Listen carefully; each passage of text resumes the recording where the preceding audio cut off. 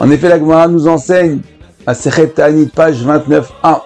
Keshem shenichnas av mam'id besimcha ka keshenichnas adar marbim besimcha. De la même manière que lorsque nous allons rentrer dans le mois de Av, nous devons réduire la joie. Lorsque nous allons rentrer dans le mois de Hadar, nous devons multiplier la joie. Alors, les Mefarshim, les commentaires, se demandent, posent la question, c'est quoi cette formulation? De la même manière que on rentre au mois de Av, on réduit la joie, alors de la même façon, on va augmenter la joie au mois de Hadar. Et le Rav Widerman nous donne une explication extraordinaire. En effet, pendant le mois de Av, si on voyait quelqu'un en train de manger de la viande, boire du vin, organiser un mariage, acheter de nouveaux habits ou toute autre réjouissance, alors directement on le reprendrait. On dit mais c'est pas comme ça qu'il faut agir. Il faut se souvenir de la destruction du Beth Amikdash. Tu n'as pas le droit d'agir comme ça. Et combien de minagim et combien de choses. Non, on mange de la viande comme ça, non on mange pas de la viande, on écoute de la musique, pas de la musique. Bref, il y a beaucoup de discussions à ce sujet-là. Et ben dit de la même manière qu'on est prêt à reprendre quelqu'un, à lui faire la réponse, dire on n'agit pas comme ça, et bien en mois de Hadar aussi. Si on voit quelqu'un qui n'est pas joyeux, on doit le reprendre avec le sourire et le dire Mishenichnas Hadar Marbim Besimcha. Donc, il faut faire très attention à partir du mois de Hadar de redoubler de joie.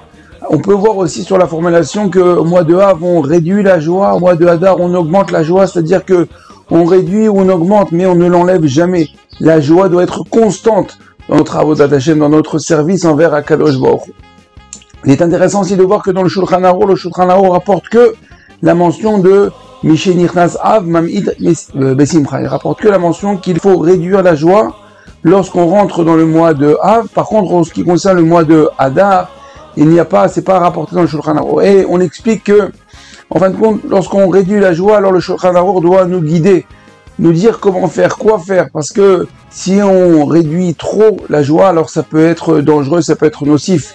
En effet, le manque de joie, la tristesse, à ce moment-là, le Yitzhara peut nous attaquer. Alors que pour l'augmentation de joie, il n'y a en effet pas de limite, on peut augmenter la joie au maximum. Alors évidemment, on ne parle pas de n'importe quelle joie, on ne parle pas de frivolité, mais une vraie joie, une vraie simcha, une simcha de mitzvah.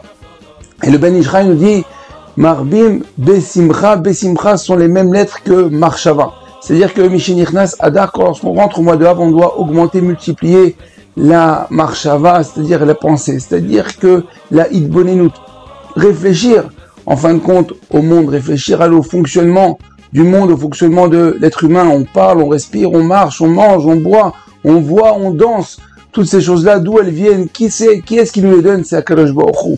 On va faire cet exercice de retrouver, de chercher Akadosh Baruch Hu grâce à la lecture de la Megillah. On sait que dans la lecture de la Megillah, le nom d'Hachem n'apparaît pas. Et en fin de compte, il va falloir le chercher. La nature, qui se dit en hébreu Hateva, est la même gematria que le mot Elohim, que le mot Hachem. Encore une fois, pour retrouver Hachem dans la nature, il faut quand même faire le calcul.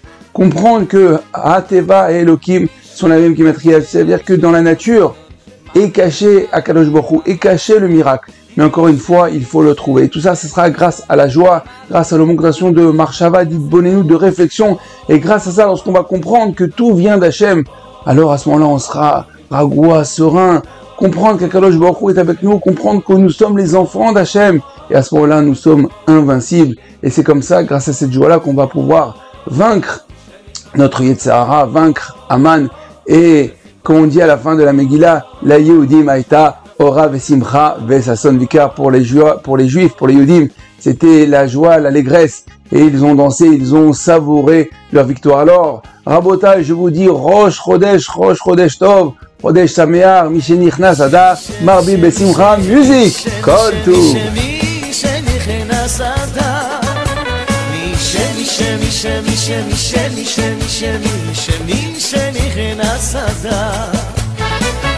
מי שנכנס